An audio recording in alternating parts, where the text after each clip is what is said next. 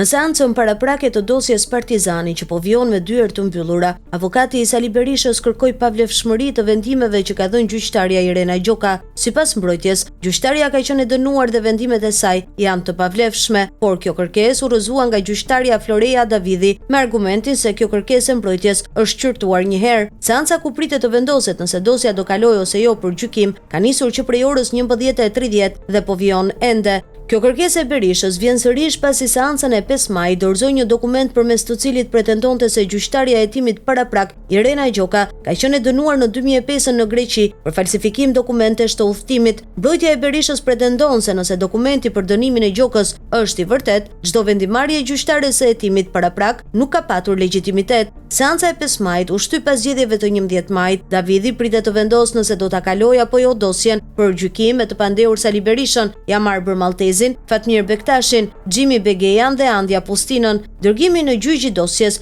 do të ishte përballja e parë reale e Berishës dhe Maltezit me drejtësinë. Një vendim i tillë do të ishte një tjetër goditje për Berishën brenda pak ditësh pas humbjes së thellë në zgjedhjet e 11 majit. Kreu i PD ndodhet në mas detyrim paraqitje për korrupsion, ndërsa dhëndri i tij Maltezi po hetohet në arrest shtëpie, i pandehur për korrupsion pasiv dhe pastrim parash. Më herët në SPA ku paraqitet edhe kryetari i Partisë Demokratike Sali Berisha për zbatuar masën e detyrimit të paraqitjes për aferën Partizani, u hodhi akuza të forta ndaj SPAK dhe Altin Dumanit, që sipas tij po amnistojnë krimet zgjedhore.